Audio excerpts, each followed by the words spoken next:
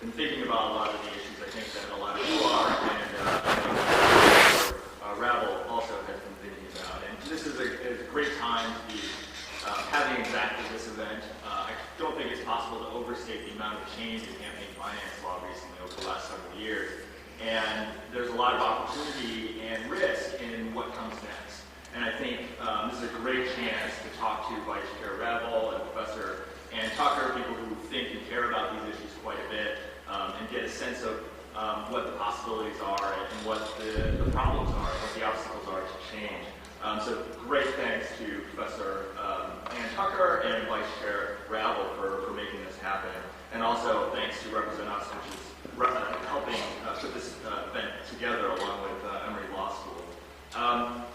The concept here is to really give Vice Chair Ravel a chance to hear from the public and really represent a lot of your views and understand what the public is thinking about and what the public is concerned about. So we want to get to that as soon as we can, but we thought it was important to also frame up some of the issues and give each of the panelists a chance to talk a little bit just at the outset about what they see is going on in campaign finance and what the next steps are in campaign finance law. So what I'd like to do is just introduce the Vice Chair and Professor Tucker and give them both a chance to say a few words about the state of affairs in campaign finance before we get to public comment. So let me introduce both of them.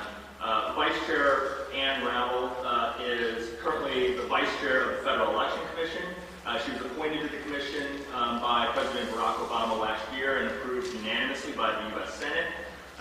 Before joining the FEC, she served as chair of the California Fair Political Practices Commission, where she oversaw the regulation of campaign finance, lobbyist registration reporting, ethics and conflicts of interest related to office holders and public employees. While there, she was instrumental in the creation of the state's Unified Network Center, a web-based center for sharing information on campaign finance. Before joining the California Fair Political Practices Commission, Vice Chair Ravel served as Deputy Assistant Attorney General for Torts and Consumer Litigation in the Civil Division of the U.S. Department of Justice. She had also worked in the Santa Clara County Counsel's Office and ultimately was appointed County Counsel from 1998 to 2009.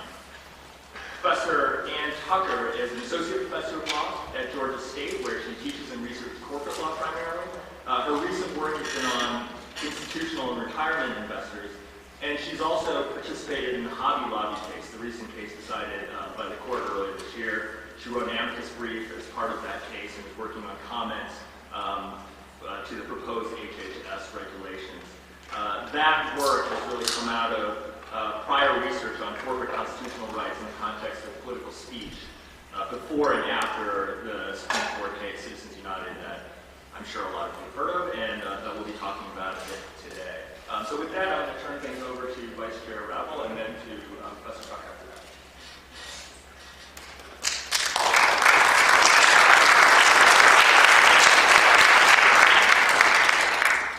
Thank you. Thank you very much, Professor King and Dean Shapiro. Thanks for having this opportunity for me to hear from the public here in Atlanta. I'm mostly grateful to all of you coming out. I understand after coming in from the airport how much traffic there is in Atlanta, and so I'm very pleased to see you here. Thank you. As was said by Professor King, most of my career has been in government, so I have a really strong belief in the importance of government and the importance of people participating not only in issues that affect them that government does, but politics as well, and being interested in the political system. But people seem to be really savvy on government. And I say this a lot because it sort of amazes me, this poll. There is a poll that has been done for many years in the United States, probably the last 40 or 50 years, and it asks people, do you trust the government to do what's right? And in 1964, 76% of the American public that was asked said they do trust the government to do what's right. In 2000, that went down to 44%. And recently, last year, in fact, at the end of the year, it was below 20% that said that they trusted the government to do what's right. And what's kind of stunning about that number is people were also questioned about it in the year after Watergate and the huge campaign finance scandal that Watergate was. And then there were 36% of the people that said they trusted the government to do what's right. So we've gone down from there. And I think even more troubling than that is that people say they're unlikely to vote when they think they have so little say or influence over what their representatives will do. And even fewer people than that participate in political campaigns. I just read a statistic today that I think Sunlight Foundation said only 1% of 1% of the U.S. population account for 28% of all the disclosed contributions. So there's just a really small, and there's other statistics that I'm sure you've seen in the newspapers about the very small percentage of the American public that are responsible for the great numbers of both disclosed and undisclosed contributions that are made in our politics. I mean, it certainly appears that a lot of the people here in this country have checked out. And unfortunately, I'm on the FEC. Unfortunately, that I'm on the FEC. That's a poor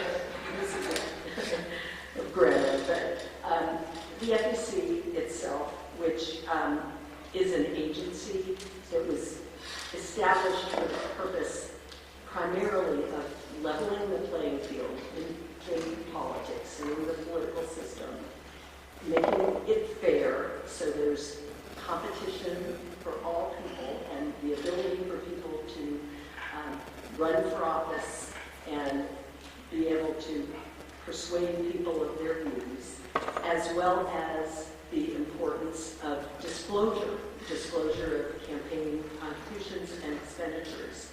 Well, that agency never listens to public input, never hears from the public about the important issues that we do that are central and to this democracy. So this is one reason that I am here, because having come from local government where you actually have to listen to the community because it's really important to the rules and laws that you might enact, in the same way, the FEC really needs to listen to the American people about how they're feeling about these issues.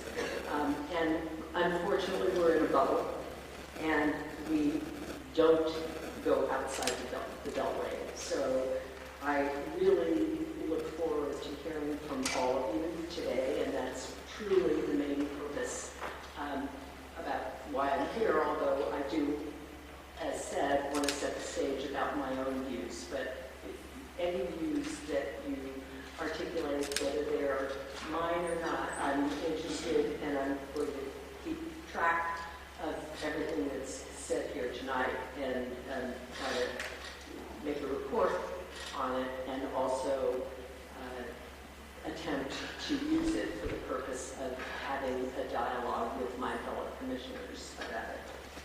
But, you know, it's true that some of the disenchantment that I was talking about with government can actually be traced to the decisions of the United States Supreme Court over the last 10 years. Because while there are other factors, of course, what clearly has happened due to what I believe to be some wrong-headed decisions is that there is now a huge flood of often anonymous money in the system. And that money, where people do not disclose their donors, this year, for example, is 3 times higher than at the same time in 2012, which was a presidential election. So the numbers keep going up of independent expenditures that were permitted by the Supreme Court in Citizens United in subsequent cases, and the amount of undisclosed spending. Of course, we don't know all of the undisclosed spending, so some of that is a guesstimate, but that number keeps going up, and it's estimated that it's going to be an overwhelming number during the presidential campaign. And that new system of campaign finance, in which donors and spenders operate in the shadows, has increased cynicism of the public. There's no question. People feel, and polls have shown, that they think that elected officials are primarily serving their large constituents, or large contributors, and not their constituents. And that view is held equally by Republicans and Democrats. And it's kind of interesting because we all know in our hearts, I mean, this is part of what we grew up with and what we believe as Americans, that everyone is supposed to have an equal voice in our democracy and in politics. It's one person, one vote, after all. But as shown by Professor King's, I think, really important new study and new article, that I would commend you all to read that and look at it, because it shows something that I think is very scary with the independent expenditures, and often anonymous independent expenditures in judicial elections. Because just like we all think that it should be, we should all have an equal voice in legislative actions, in courts, we have a belief that all judges should be fair and are fair, and that they're not influenced in their decisions by the fact that they have to run for office and have to take campaign contributions from large contributors. But if you read the report, obviously there's an impact in those states that have judicial elections. And I know when I was in California, I spoke to a lot of judges' groups, and it is a really, really problematic issue for the bench. And so if you think about that in terms of fairness of hearings, you expect you're going to go to court and you're going to get a fair hearing. But no, campaign finance issues affect those things, as well as legislation, as well as many other things in our lives that every one of us care about.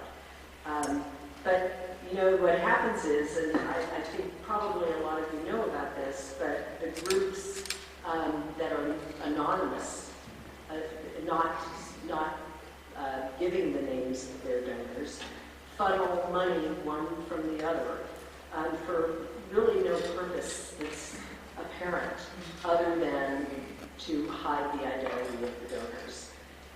And what happens is in campaigns that those donors, those independent expenditure donors, whether the groups are those who disclose donors or not, they buy up the ad space early.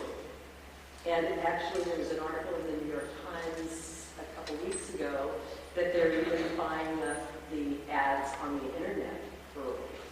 And so often the candidates don't even have an opportunity to buy ads on the internet, for sure. But the others, what happens is they set the tone, they set the tenor of the campaign, and the candidates are forced to respond. And because those people are anonymous often, or they just have some name that identifies a group that nobody knows who they are, they're not accountable to the public the way candidates are. You don't know who they are, so there's absolutely no one to look to for the tenor of, or the truth of what it is that they're saying. Also, it's important to know who's behind campaigns, in my view, because there's been studies about voting queues, and people are busy.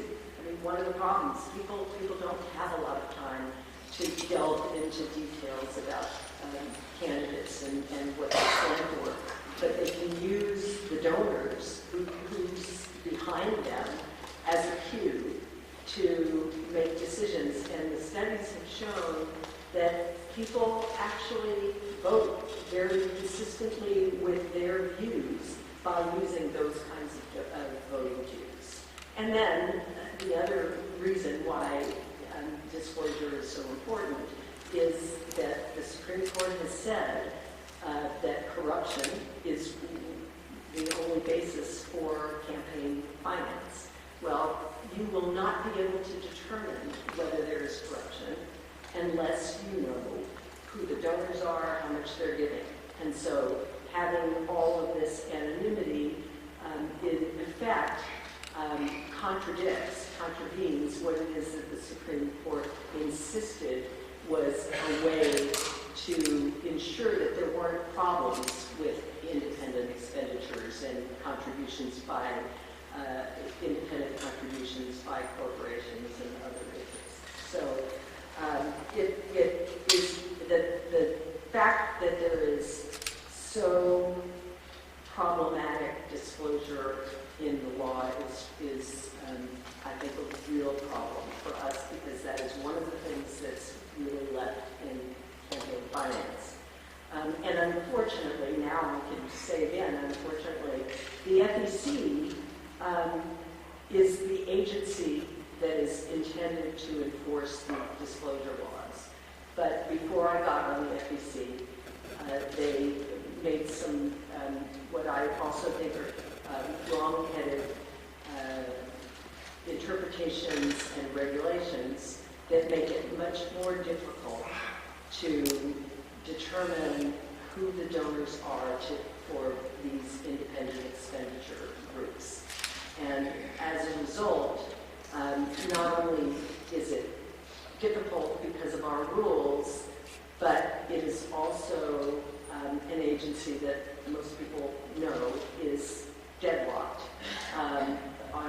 in a, I don't think it's a partisan way, I think it's an ideological way, but because of the variety of factors, we have not done what I believe is our obligation, and it is to enforce these disclosure rules. So I'm sorry to leave you with not a positive view, but I think the positive view is that we need to hear from you. We need to hear from people all across this country to know, how you think about these issues, whether you care about these issues. And I'm probably taking longer than I should, but one of the other impetus for this is when I first got to Washington, I went around and talked to a lot of people about, the FEC and campaign finance issues and federal matters that I didn't know. And I expressed my strong feelings about disclosure and about the problems that we have with these groups, dark money groups. And people said to me, people don't really care about this issue. They don't care at all about this issue. So, there's really, don't get so excited about it. There's not anything that's really going to happen. And I can't believe that. I actually believe that it's a time when people are getting disgusted about, but you'll tell me if you are or not, people about what's happening.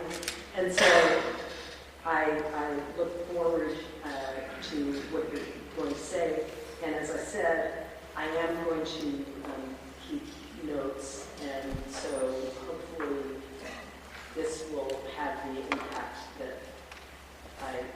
expected to have. Thank you very much.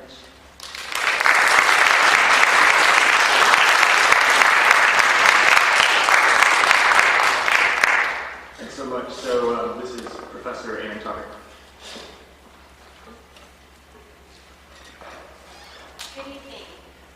Can you hear me if I'm not right at the mic?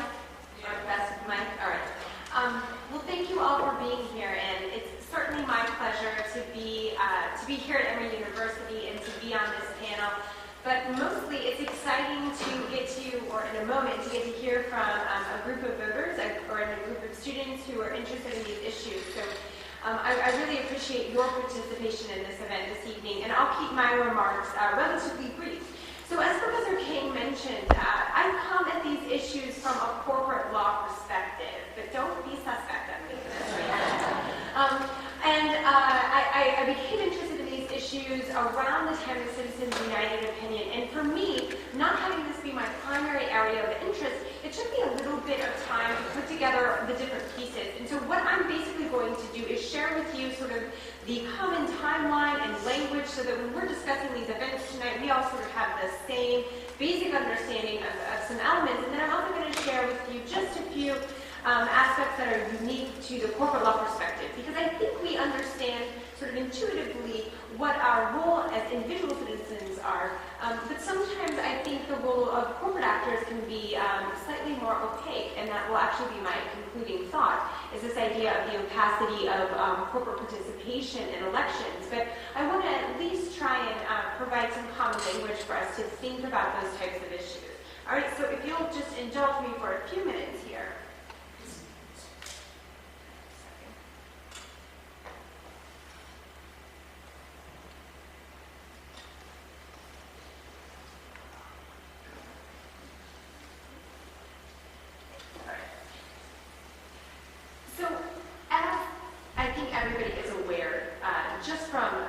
Participating in the event, that the cost of elections is dramatically increasing, and we can summarize this pretty easily by saying, here's our big diagram about the cost of elections, and we can see a demarcation in our timeline around 2010 where the increase in spending really begins to accelerate.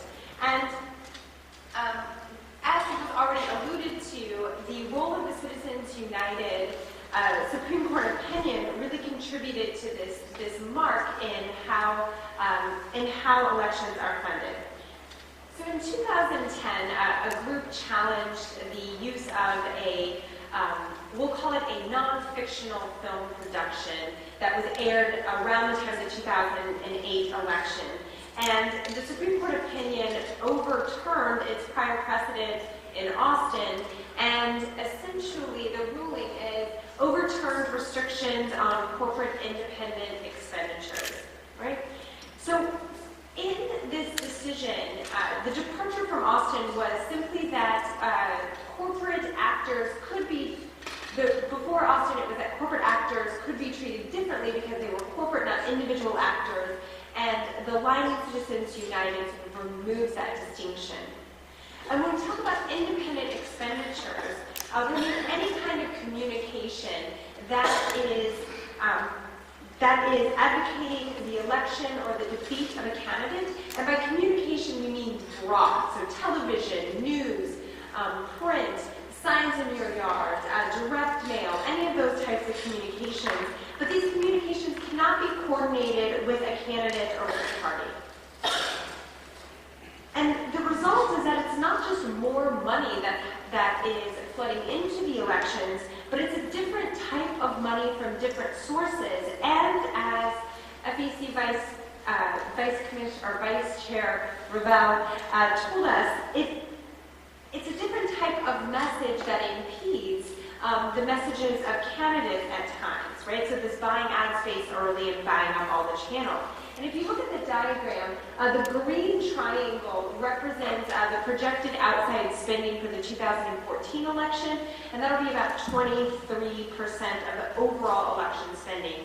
And in 2012, the amount of outside spending was over $1.3 billion. All right, so when we use the word flood, I think it's an accurate description. So to understand this this part of the pie graph, right, the green triangle that we're looking at, we need to understand the role that these groups play when we're talking about outside spending and outside groups. And to do this, we need to engage in just a little bit of alphabet or numerical soup here. So we've got a variety of different actors. We've got the traditional political action committee that collects contributions from individuals and groups and can make direct contributions, and they are subject to the most strict reporting as well as establishment requirements. We also have 501c entities that are tax exempt, and aside from the charitable organizations, we also have social welfare organizations and trade associations, all that come in under this heading and that are the most active in this area in terms of outside spending. We also have 527, so this is the alphabet number soup. We also have 527 groups, and these are groups that do not, or for the most part, do not expressly advocate for a candidate, and instead these are going to be our issue advocacy groups. And because they're not expressly advocating for a candidate, they're able to be largely exempted from reporting obligations. And so this is a vehicle through which soft money really enters the campaigns. And then we also have our favorite friend, the super PAC, right? And these are independent expenditure-only organizations, and the creation of the Super PAC is a result of both the 2010 Citizens United opinion, but also a 2010 DC Circuit opinion, in this case called Speech Now. And instead of reading both of these really long opinions, we can sum up the net effect of these as saying that individuals and corporations can essentially make unlimited direct contributions to these super PACs. So this may not sound that nefarious, but let's look at what actually happens.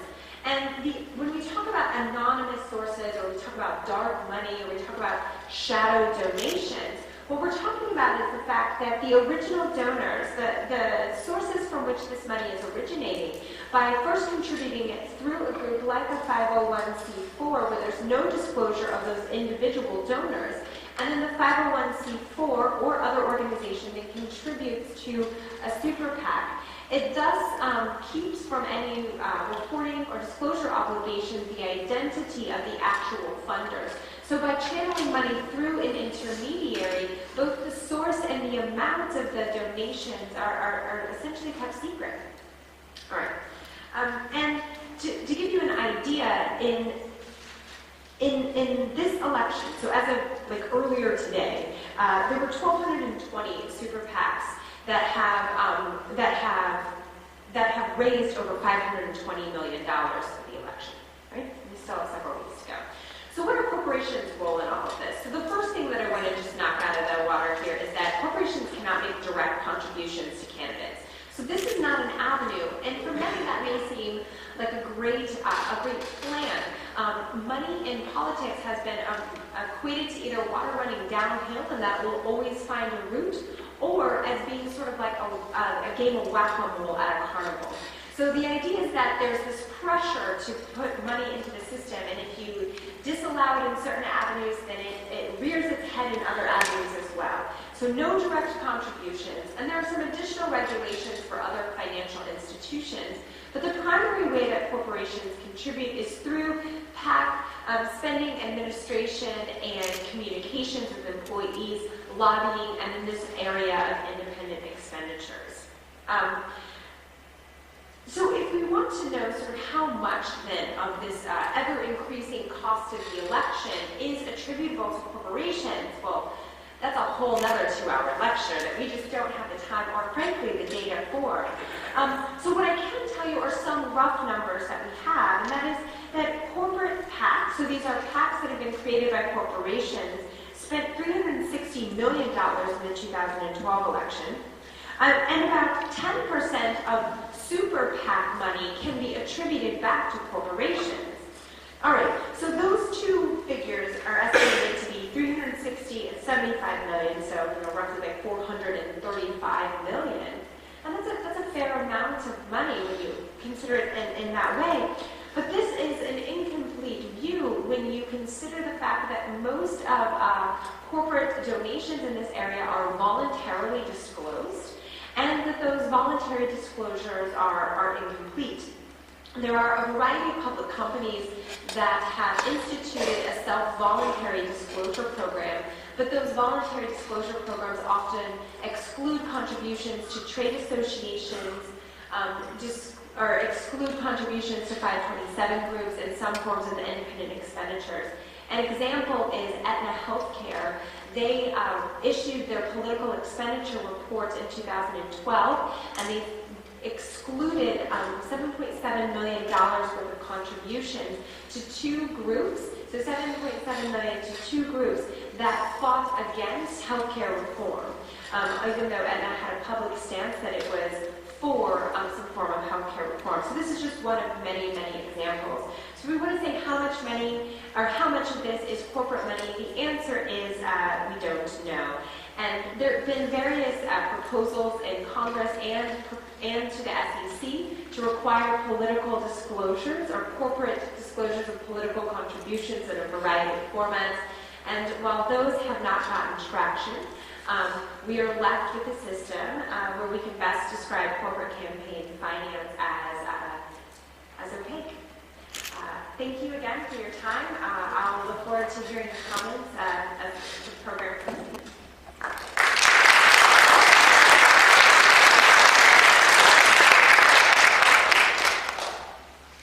Thanks, Erin. So I think we want to get to the public testimonies as soon as possible. So what I think, I just want to say a couple things and sort of explain the format. But everything Ann said is completely accurate. That a friend of mine who works in campaign finance described the current state affairs as the Wild West. And that's what it is. It really is. And when you're talking about outside groups, there's virtually no regulation for most of them.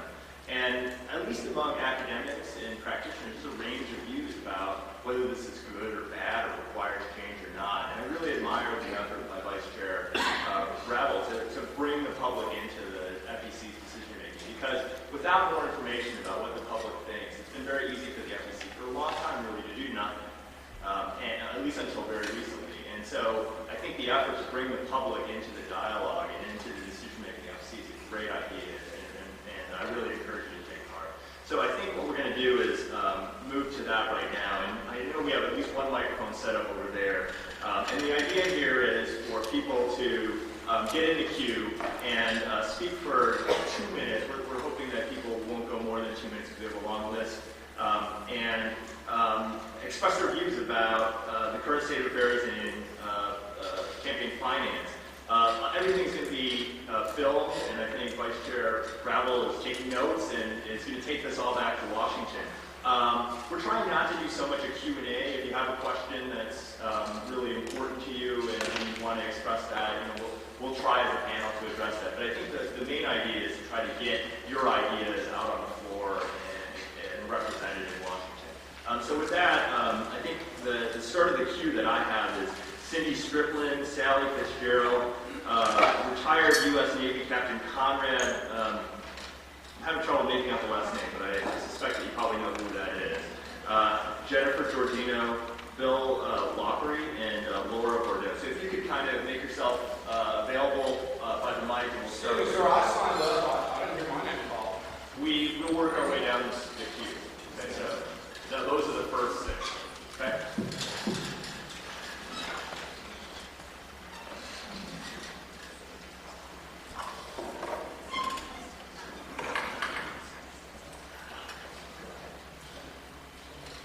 I'd like to thank the Vice Chair for taking time to listen to the thoughts and suggestions from the general public concerning federal elections.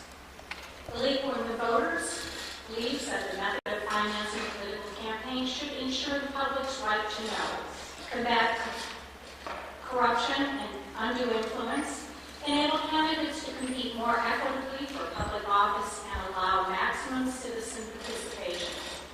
These principles apply to federal, state, and local elections.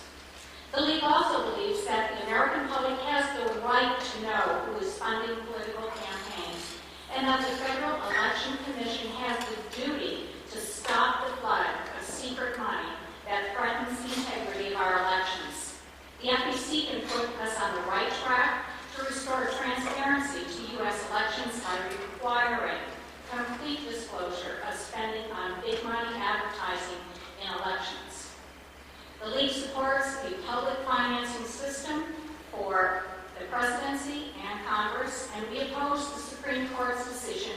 in Citizens United versus the FEC.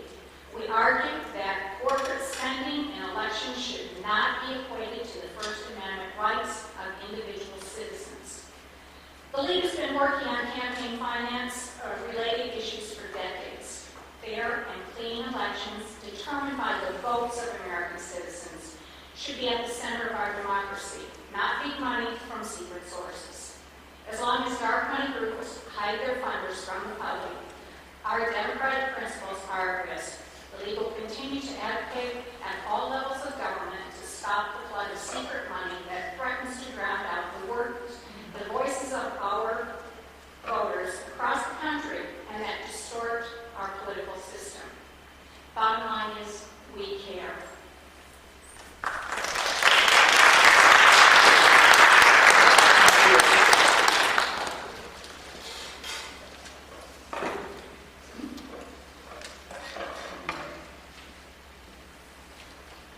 Good evening. I'm Sally Fitzgerald. I'm the Capitol Observer for the League of Women Voters of Georgia and the League of Women Voters for Fulton. And additionally, I manage a precinct on Election Day, and I observe the state and my local election board meetings. I have some thoughts on how the federal election system might be improved for the citizens in 2 minutes. One is to reduce the weeks and months of campaigning. Currently, the presidential election candidates are active for 2 years or more. Contested senatorial candidates can be visible for over 18 months, and House seats nearly as long. Voters get overloaded with ads and forums and news coverage and phone calls and canvassing, etc. I tend to think it could be contributing significantly to voter apathy on Election Day. Perhaps we could limit the campaign outreach to 1 year before Election Day, which would give them plenty of time for their voices to be heard prior to the various primaries and then for the general election. The costs of campaigning are obscene. Limiting the time allowed for campaigning would reduce some of those costs. I have read that an incumbent has to spend up to 70% of their time soliciting funds for re-election. The citizen doesn't elect them to raise money, but to solve problems that are in the community and in the state and the nation. We could require any group advocating for a candidate to have that candidate's approval, and that approval to be stated in the end. This might rein in some of those vicious ads which candidates now claim were not approved by them. We could limit the time for issue ads. We could require that ads in the media should conform to truth in advertising. We could find some way to highlight out-of-state money in federal elections. We would like Georgia representatives to be chosen and promoted by Georgians. We could promote the equal use of airways for the candidates and public financing in the contested races. And the last point I want to make is I was on the FEC site quite extensively preparing to understand what it is that your authority encompasses, and it's way out of date. You are correct, and we are working on a project that hopefully will be finished during my term as chair to improve accessibility on the site. I've also brought copies of my statements. Can I walk them up there, or do you have them?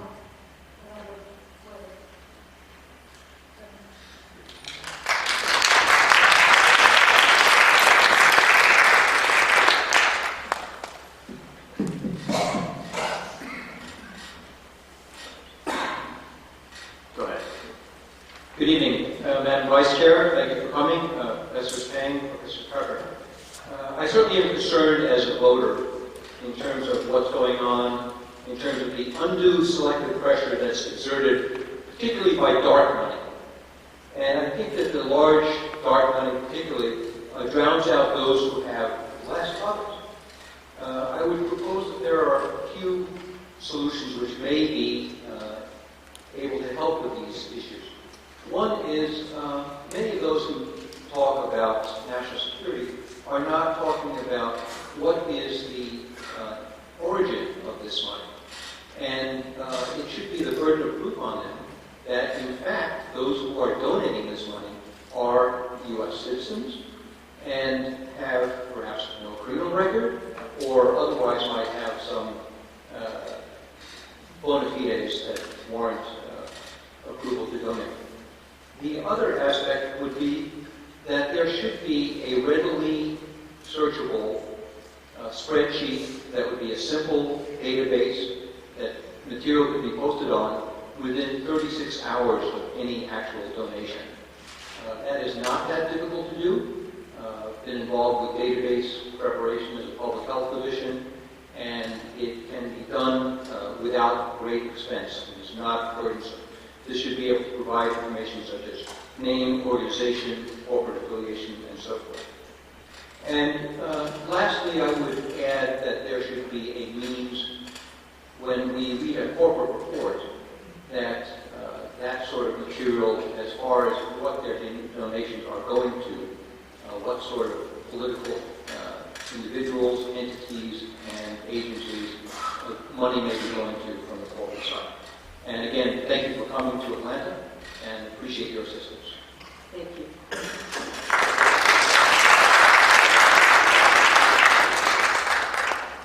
Good evening, and I also would like to thank three of you and everyone who put this on. I'm particularly glad that I was invited to this and also reminded about this. I'm very glad I came because what I'm hearing from you, Madam Chair, is passion and very important statements that probably don't make you a lot of friends in certain places. And you seem to be fine with that. That's who I want to be there. I don't know a lot about the process. I've always voted, but not always been the most informed voter. I'm better at that, but I know nothing about the FEC, so I will go home and learn some things about the FEC. But my observation about elections, as I started paying more and more attention, is that who benefits from this flow of money for campaigns, and it's media conglomerates, it's consultants, ad agencies, certainly not we who are supposed to be consuming this nonstop flood. I don't have any suggestions of what can be done, because I don't know what can be done legally, but other countries seem to manage to elect people on a regular basis without this insane amount of money. And I really think that it's just a self-perpetuating system. The other thing I want to say briefly is that, yes, I have been affected by corporate spending when I sit in my legislature at a hearing and I see a representative from the National Rifle Association who is sitting with the legislator who is presenting the bill. And he's being asked if he's happy with the bill, or the chair of the committee, do you have any other suggestions? That I have enough of that. Thank you so much. Before the next person goes, I just want to make sure that we've got a little bit of a queue behind him. So the next 5 people are on my list are Gretchen Eisner, Elizabeth Poitras, Melody LeBaron, Sulia Mason, and Linda McPherson. If you could just make yourself available over there. Thank you. I am a Walker. I apologize, everybody, I stuck in traffic. When I was Senator's Nexus Chief of Staff, we didn't realize we put several $100 million here. We were all, at the CDC, we were all supposed to build departments. But at any rate, in my prior existence, I was actually helped write the Federal Election Campaign Act, and I was, I think, if you check your staff, I think it was the first guy hired. It's a little bit of a misconception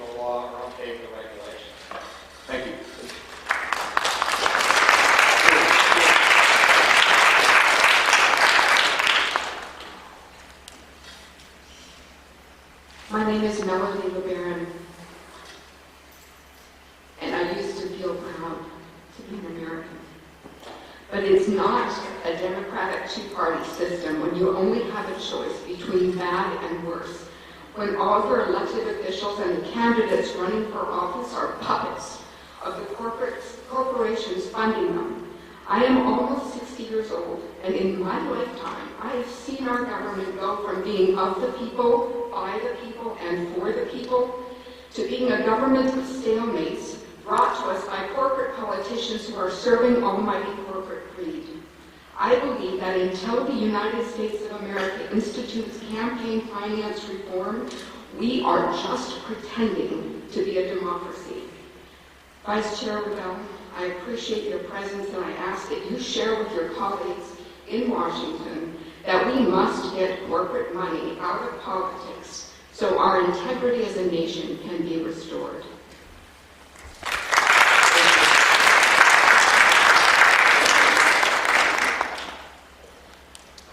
Good evening, Commissioner. Welcome to Atlanta. I'm Elizabeth Poitras, the President of the League of Women Voters of Georgia, and I am here representing the League, who has been a leader in campaign finance for over 4 decades. The destructive effect of money in politics is twofold. The first instance, money obviously corrupts. No matter how loudly politicians protest that they would never compromise their character for a few dollars, the plain fact is that some do. They are subject to a never-ending stream of gifts, favors, and most germane to this discussion tonight, campaign contributions from special interest groups seeking special interest treatment from the government.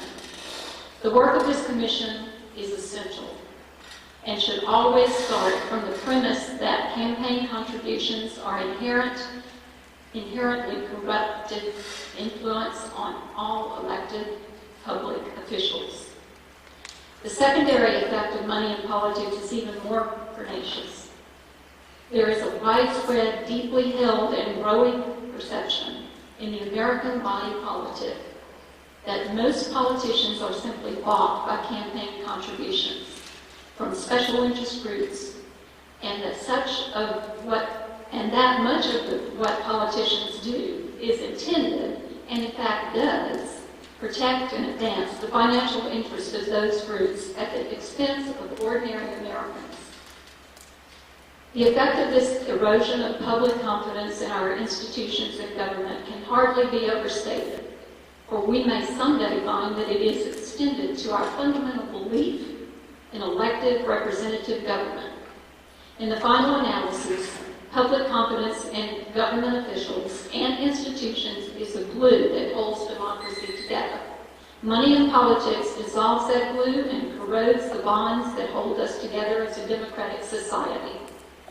I believe that the regulatory authority of the FEC should be expanded and should be exercised vigorously.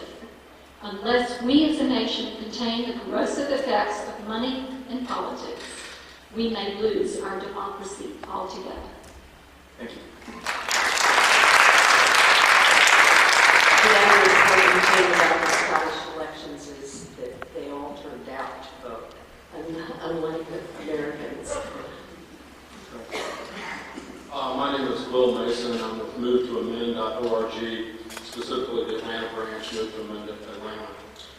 We recently celebrated a victory in working with City Councilman Michael Bond to help craft and get passed by the City Council a resolution in support of the proposed 28th Amendment to the Constitution to reform our election campaign finance system. Since I don't have much time, I'm going to read you our proposed amendment to the Constitution. This was submitted to Congress last year. It's House Resolution 29. It reads, Section 1, only natural persons have constitutional rights. The rights protected by the Constitution of the United States are the rights of natural persons only. Artificial entities established by the laws of any state, the United States, or any foreign state shall have no rights under this Constitution and are subject to regulation by the people through federal, state, or local law. The privileges of artificial entities shall be determined by the people through federal, state, or local law and shall not be construed to be inherent or inalienable. Section 2, money is not free speech. Federal, state, and local governments shall regulate, limit, or prohibit contributions and expenditures, including the candidate's own contributions and expenditures, to ensure that all citizens, regardless of their economic status, have access to the political process, and that no person gains as a result of their money substantially more access or ability to influence in any way the election of any candidate for public office or any ballot measure. Federal, state, and local governments shall require that any permissible contributions and expenditures be publicly disclosed. The judiciary shall not construe the spending of money to influence elections to be speech under the First Amendment. That's our proposed amendment. I also want to call everybody's attention to a recently published Ivy League study that really kind of, I guess it should have surprised me, but it kind of galvanized me into this issue. The title of this study is Testing Theories of American Politics. It's by Martin Gillen of Princeton University and Benjamin Page of Northwestern University. They went back between 1981 and 2002 and examined over 1,770 aspects of U.S. policy formation. They found that when you control for the policy preferences of economic elites and special interest groups, bankrolled in, big money special interest groups, that the influence of average Americans now on policy formation in the United States of America is, and I quote, statistically minuscule, near zero. Their conclusion, we are no longer living in a democratic republic. We're living in an oligarchy, which is a form of fascist rule by plutocratic and corporate elites. Now, some people enjoy living in a system like that, and some people will profit and thrive under a system like that. Me personally, I don't want to live under a system like that. That's a great study. I totally agree. But I want to make sure that we can get through the queue. Okay, thank you. Thank you, Commissioner, for being here. My name is William Perry. I'm the State Director of Common Cause Georgia, which is a state chapter of the national group Common Cause. We're a little bit different from most of our state chapters and probably just about any other organization in the state that operates in the political arena, because we're a truly bipartisan organization. We have both Republicans and Democrats working side by side to work on issues of ethics and election reform and better government issues. So we wanted to point out that, as you may know, that in the 2012 election cycle, the average cost for winning a U.S. Senate seat was roughly $1.6 million. And that meant raising $2,200 a day during that election cycle. The average cost for a 2012 U.S. Senate race, $10 million. In the cycle in which that election happened, that meant raising $14,000 a day. Of course, many of these races, unfortunately, because of the redistricting process, were safe seats, or there were very few swing races, but those actually cost millions of dollars more if they're actually competitive. So overall, more than $6 billion was spent during that cycle. And already we're on track to spend more this time. It's not even a presidential election year. And I think it's important to point out that that money was spent by both progressives and conservatives, corporates and unions, individuals and groups. And this year is shaping up again as every bit as expensive as the previous years. Why does it matter so much about the money in the politics at the national level? The problem tends to drown out all other political outreach. Many political consultants emphasize raising money almost to the exclusion of everything else. And it doesn't matter where the money comes from. Texas money, Hollywood money. It's all far, and funding campaigns far from those states that they exist in, whether it's corporate money or union money. Again, far away from the states where they come from. And so the fundraising it does drown out what we think of political events, whether it's rallies, speeches, coffees, press conferences, debates, and any other form of voter contact. It's the fundraiser that becomes more important than touching the voters, and we think that's an important change. Thank you.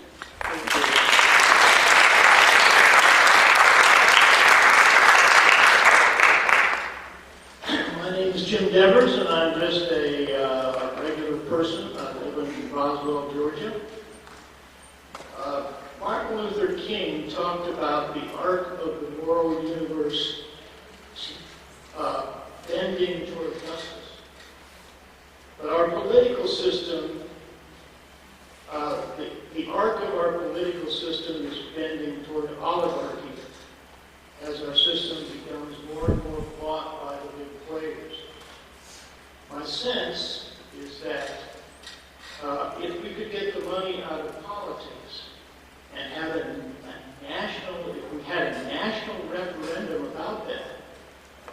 probably win. That is, if every individual voter could vote for it. I think we could probably get 66% of the people in this country to support it. But if it were offered as a bill in Congress, it would fail. I think that generally speaking, more Republicans would be against it than Democrats, simply because Republicans see the party of business and they see an advantage in getting their issues solved in their direction. It strikes me that the best chance of passing legislation is going to be through a national convention. Then one thing I would like to say is that I think the election should be best governed by the national government, public money. Get all private money entirely out of it. If you run for election, no personal money can be used. The government just gives you a certain amount, you have to use it. And then one final thing I want to say is that if you got the money out of politics, it would be also good in another respect. We see now that Grover Norquist and his tax organization actually kinds of exerts power in our elections by saying, I'll fund the other guy if you don't go along with my way. So this would be another way to get rid of that corrupting influence in politics, not to mention APAC, which also threatens to fund anybody who goes against any kind of discussion about our Israeli relationship. Thanks so much. So before Rick Austin speaks, I just want to make sure that the next several people in the queue know that they're coming up. Benita Dodd, Juicy Jones, John Fortune, and Karen Jones. Thank you. My name is Serena Lawson, and I want to thank you for listening to us. According to the U.S. Elections Project, the number of eligible voters nationally is more than 217 million, yet only 3 out of 10 voters decided the 2012 election. Our founders could have chosen any form of government they wish, and they chose to give the right to vote to every citizen, not just wealthy landowners. To ensure Congress truly reflected the people it represented, the founders instituted a decennial census, but over 250 years later, gerrymandering ensures that even with 500,000 more votes than Republicans, Democrats are the minority in Congress. Each day, I work with single mothers who are lucky to earn $400 a month. These women can't afford health care for themselves, much less the cost of a 2-bedroom apartment or daycare. Maybe if Congress reflected the broader population, the interests of women and single mothers would be addressed. Despite all our statistics and data, instead of government becoming more inclusive, we are trending towards a more exclusive government. Voter ID laws will disenfranchise 21 million voters in an effort to prevent just 10 cases of voter fraud. As the custodian of all pertinent records to verify a citizen's identity and eligibility to vote, such as birth certificates, marriage certificates, social security information, military records, citizenship records, and current addresses, I am surprised that the government requires citizens to prove they have the right to vote. Australia has been using a compulsory voting system since 1912. Persons who do not enroll or do not vote must pay a $20 fine. If they do not provide a valid and sufficient reason for not voting, they may be fined up to $170 and receive a criminal conviction. As a result, Australia enjoyed a 93% turnout in their 2013 election. Either we are a democracy or we are a plutocracy, for without justice, we're kingdoms with great robberies.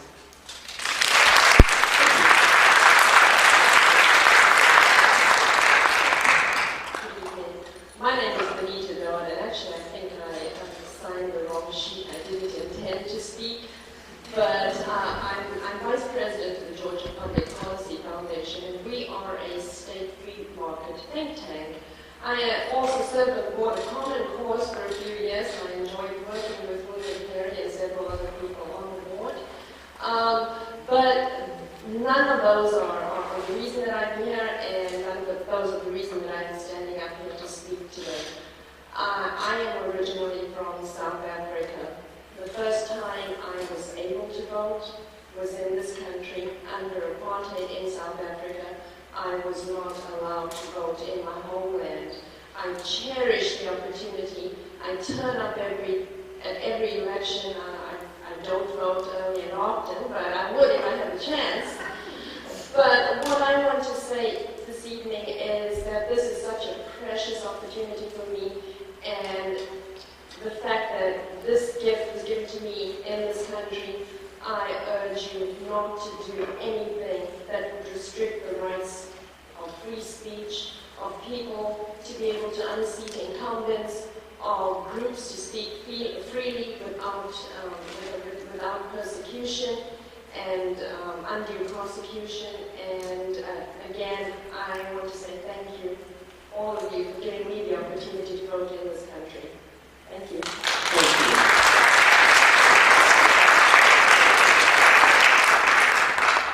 Good evening, Madam Commissioner. Thank you so much for providing us this forum and this opportunity. My name is Judy Jones.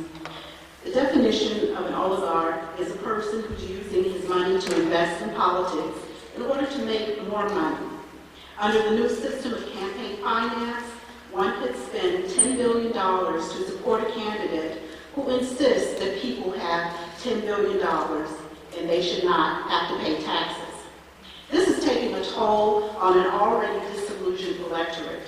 The people who seem least interested in voting, that is, your young, the unemployed, the poor, the people you would normally believe have the most to gain from the political system. But people just stop believing that elections have anything to do with the representation of their interests when all the money flows in and it's all about big donors.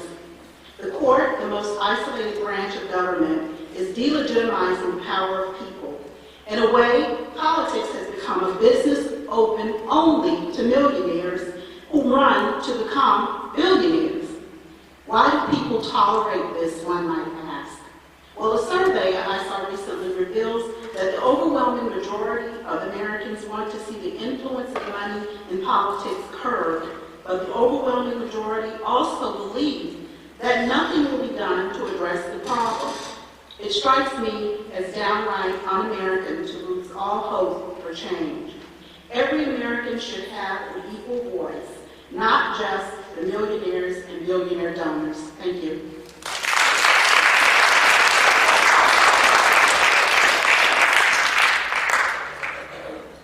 Good evening, and thank you for having this hearing. It's very important. My name is Dr. I'm a chemical engineer. I'm a grassroots organizer in the Emory community, and I recently became a citizen 2 years ago. So the right to vote for me is super, super, super important.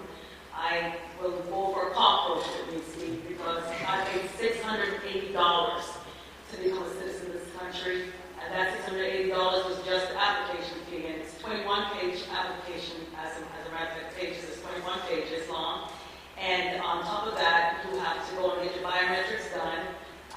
You have to take time off work. I'm lucky because I own my own business, but if you're not, you have to take that time off, lose the money.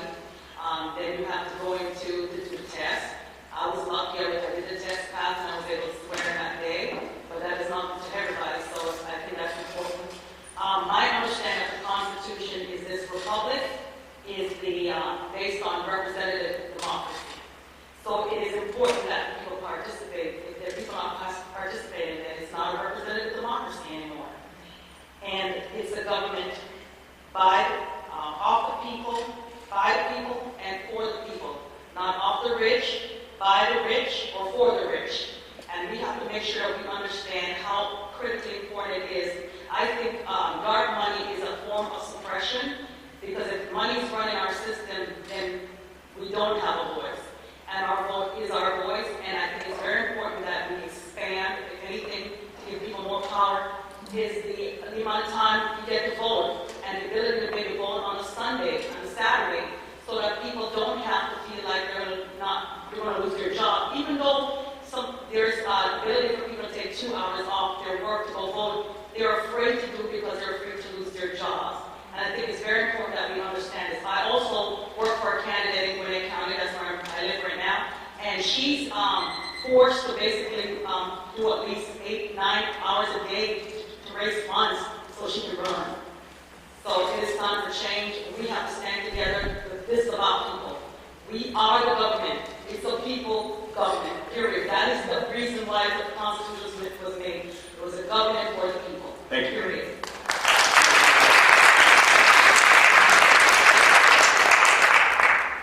Hello, my name is Peggy McCollum, and I'm from Columbus, Georgia. I drove out here because I felt it was really important to have my voice be heard. I was really pleased when I got the call from Represent Us that this was going on, and I would have the opportunity to speak. I'm a Georgia citizen. I'm a mom of 4. I've been a military wife. I'm a military mom. And in recent years, I've become more involved politically. I found my voice. One of the reasons I felt it was important to come and speak here today is more personal than what a lot of people have said about campaign finance reform. My experience with my Georgia state senator motivated me to come here. He takes thousands from lobbying groups and PACs, many of them from out of state. And their dollars carry weight and influence on policies that he votes on that affect the people in my state and the people in my district. And they carry weight that my voice can't match. He routinely ignores questions from constituents who don't fit in with the agendas promoted by he and his large dollar contributors. He serves special interests over his constituency. Money talks. One issue you can see this in is the Guns Everywhere law that was recently pushed through the Georgia legislature. The NRA and other gun advocates poured such a huge amount of resources into this that the average common sense voter, and my family are gun owners, we couldn't compete. We have only our voices. You see the same thing happening over and over here and in other states with regard to a host of issues.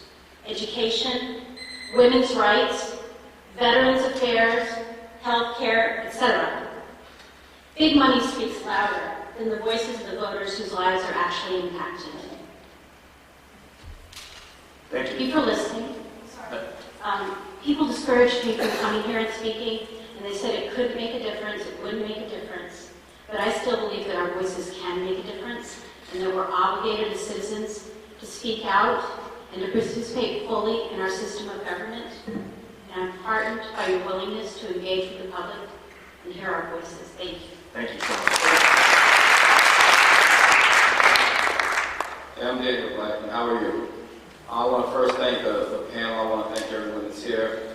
Tonight I want to just make sure I gave my comment because I thought it was important from a candidate's perspective. I'm actually a candidate in the state of Georgia to run for the Public Service Commission in the state of Georgia. I'm from Columbus, Georgia. I just saw a young lady, so it's good to see you. But the reason why I'm here today is to give you an example germane to the state of Georgia, but to also let you all know that I'm not just here as a candidate, but I'm here as a father and as a husband, and I want to see my children grow up in a society that still believes in integrity. And in the state of Georgia right now, we have a nuclear expansion. And we saw one of the slides that was up a couple of minutes ago that talked about indirect giving. Well, we currently have a commission of regulators that regulate that same expansion, yet still they are financed in many respects from indirect contributions from the utility company, the attorneys of the utility companies. And what I want to put into perspective really quickly is how important it is for us to just have more transparency and for us to be honest with ourselves.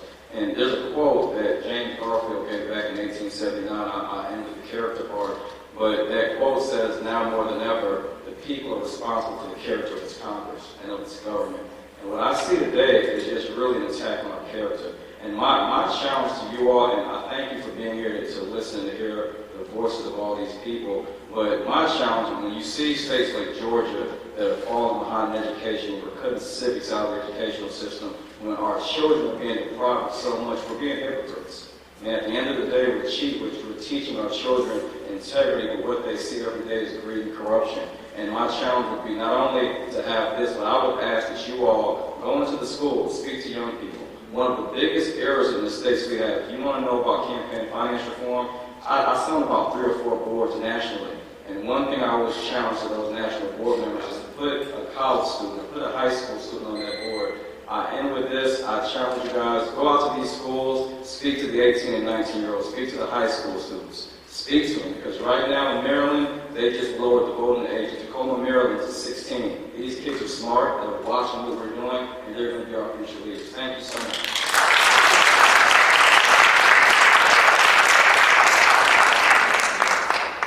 Hello, thank you for allowing me to speak, and thank you, Chair Ravel, for coming to Atlanta.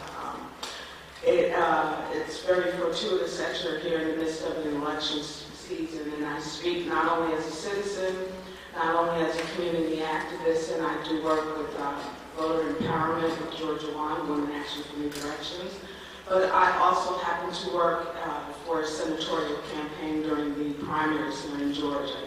And I can tell everyone in this room that the rabbit hole goes very, very deep. And that what we saw during the primaries was unprecedented. My job, and one of the things that I do is that I encourage young people to vote. I tell people that anyone can be president, anyone can run for any office. I can no longer look at these people in the eye and tell them that anymore, because I have to add an asterisk and say some restrictions apply.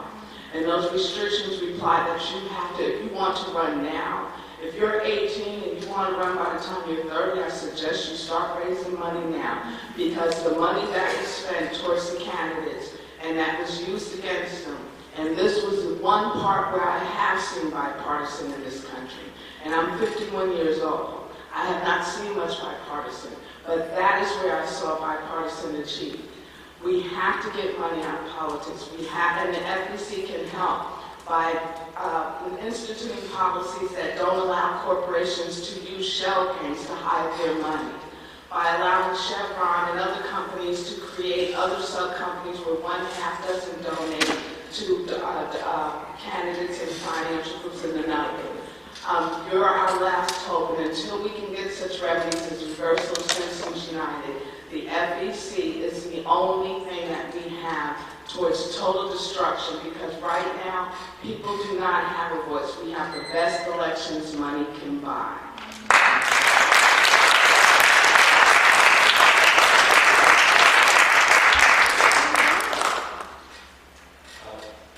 Hello?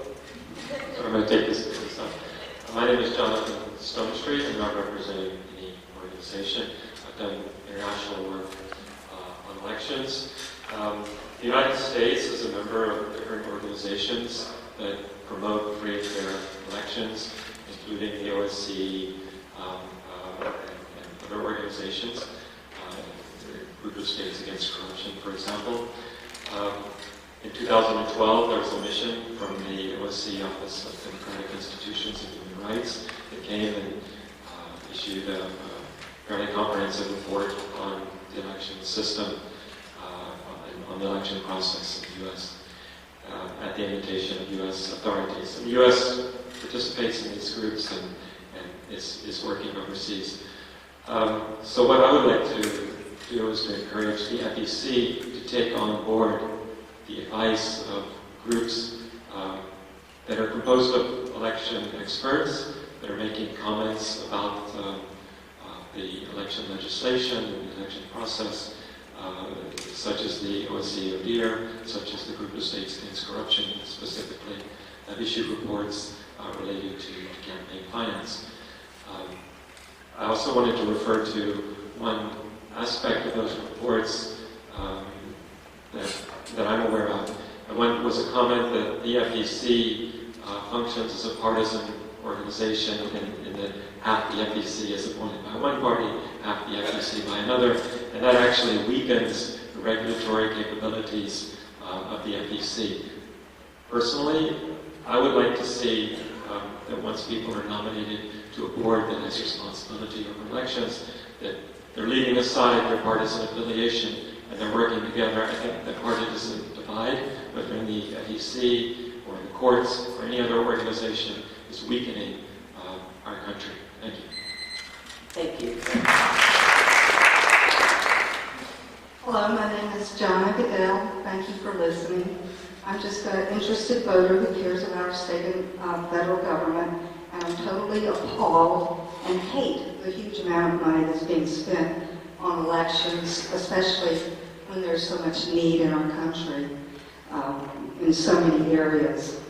I've also been upset, and I'm not sure what the status is lately, but that our own Secretary of State has been reported to have withheld thousands of voter registrations. So I'm not sure where that stands now, but that was very, very upsetting to me. I think that voting needs to be easier for everyone, and we should not be placing more and more restrictions on people who already have difficulty voting.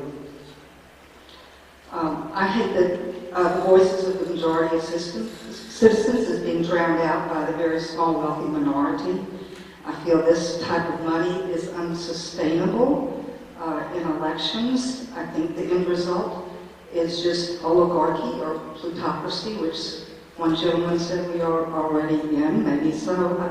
I hope not. Two issues that I cared about that where money and the wealthy corporate interests drowned out the majority is the Guns Everywhere law, which I was opposed to, and polls showed that the majority of Georgia citizens were opposed, but the NRA and their cronies seemed to win out, the legislators on that. The other one is Georgia Power and Southern Power seemed to buy out the legislators again in the Public Service Commission in causing Georgia citizens to be burdened with the full cost of construction of nuclear reactors. So those are two issues that I felt strongly about. And I would like to see Citizens United overturn and support campaign finance laws. Thank you. So I think we have time for two more. The next two people who've been in line for a little while, and then I think we'll be done. Go ahead. Thank you. Yes, my name is Megan Leggett. I'm the president of Emory Law School Democrats. And I just wanted to tell you a little bit about my experience and our experience as a group this election cycle. As you may know, it's a close race in Georgia, so we've been doing a lot of voter registration drives and phone banking. And the experience in particular I'd like to tell you about is when we were doing phone banking, we were calling groups of voters who had voted in the 2012 election, who were registered Democrats. So it should have been a pretty easy sell. Overall, it was, but I was shocked by the number of voters that I spoke to that were just, came right out. Those people don't represent me. Why should I vote? Now, these are people that voted 2 years ago. So I do fear that this continued trend of disillusionment among the voters is something we should watch out. I would suggest early voting is a very important thing to most voters, especially those that are working, not working for, but working 9 to 5 jobs. The Sunday vote, to not have to arrange child care. Often, these people are faced with long lines, having to miss out on work is really an important issue, even though it may be just a few hours. That really, can affect someone's decision. And also, when people see that these ad campaigns that are often they don't like, but when they see how much money is spent into it, that goes into it, it's really sickening and disheartening. Because these are people that are working to struggle to get by themselves. So, just from my experience speaking with voters this election cycle, that was a bit shocking that, even though they voted 2 years ago, their ideas have already shifted in that short amount of time with those people that represent me. Thank you for coming, and thank you for listening.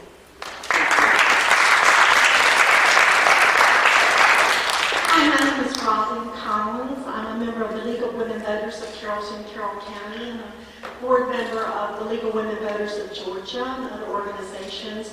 But I'm here today as a private citizen. I spend a lot of time encouraging people to get out to vote.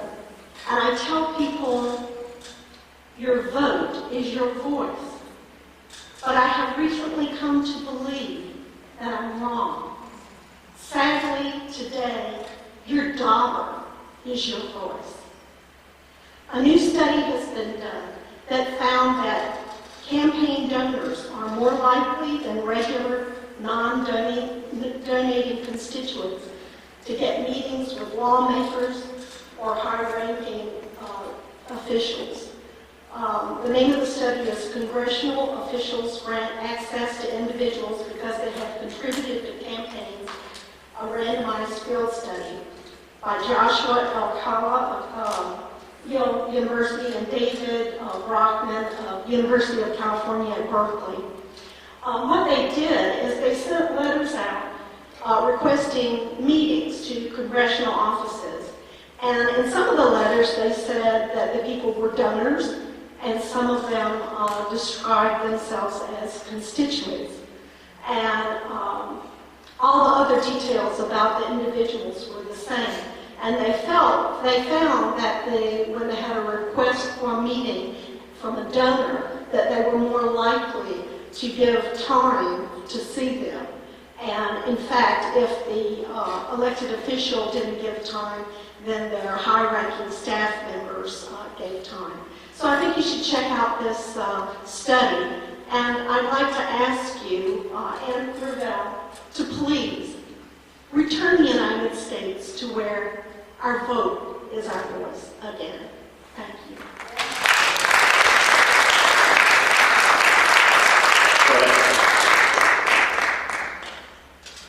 So my name is Alex Friedman. I'm a student here at Emory University, and quite a number of people came up and spoke to you. I'd like to note that I'm probably the only student who's on that. So that says a lot about the it says a lot about the activity of young voters. And I'd just like to note 3 points that I'm not going to give any concrete advice. I'm a bit of a policy wonk myself, but I have no concrete solutions to anything you're saying. There's no way I could possibly have that knowledge, which is why I like to tie that to my main point. There's an old joke that said, how did the Soviet Union know how many tomatoes to import? And the answer is, they didn't, because they're not omnipotent. They can't find out everything about our society just by looking over it. And that's what I'd like to remind you and the FEC to think about, that there's always going to be unintended consequences if you try to regulate something. Campaign finance is not an easy solution. It's like squeezing a balloon. No matter how hard you squeeze it, it's going to pop out somewhere else. You have to look at the unintended consequences and protect individual rights to freedom of speech and the legitimacy of our democracy. And it's not an easy task. I'd just like to remind you that student voters are a minority, and it's because they plainly don't care. They think we're something as a country. And it's also because we don't have much of a say in how things go, because the likelihood of one vote changing the election is less than being struck by lightning. So there's that. And on a final note, I'd like just to say that there's a lot of misinformation that goes around between everybody who votes, and there's no way that a single voter could possibly know the right way to vote for a politician. So I would be willing to assume most voters don't know about foreign subsidies, oil subsidies, the ban on crude oil exports, or anything like that that happens because of political interests from corporations or even just like international finance groups. I'd just like to remind everybody it's healthy to remain skeptical, and that we shouldn't just go with what our gut says and look at the facts and not just try to go what feels right. We need to take a hard analysis of this. Thank you very much. Thank you. So before we close, I know that Vice Chair Ravel would like to give you a way to get in touch with the FEC. Yes, I just wanted, first off, thank you to Public Access TV for putting this on your channel. And there is another way that you can speak to the FEC, and it's very important, and I hope that you will do this. We recently had an agreement, a bipartisan agreement that I was part of, to do some regulations for the first time in 5 years. And part of that agreement, I was able to get an agreement to also have people be able to not only testify before the FEC in Washington, D.C. at a hearing in person, but also online. You can submit comments. And it is, well, it arises in the context of case that wasn't mentioned today, it's McCutcheon, and some of the things that the Chief Justice Roberts said that the FEC should do in that case. Really, what we're asking you to do is say exactly what you said today online in our public comment section. So if it's open now. If you go on the FEC website, you can find, hopefully, we're trying to find a way to get it right on the front, but I don't think it's on the front yet. But a way to put your comments on our website, which will then be submitted into the record of the FEC prior to the hearing, which is going to be held in February of 2015 when I'm chair. So please do that. Please exhort all your friends and other people that you know to do the same. And I think we have some papers out in front that will give you the information about how to go on the website. Thank you. So many, many thanks to Vice Chair Ravel, to Professor Ann Tucker, and many thanks to you for coming and joining us tonight. Good night. Thanks.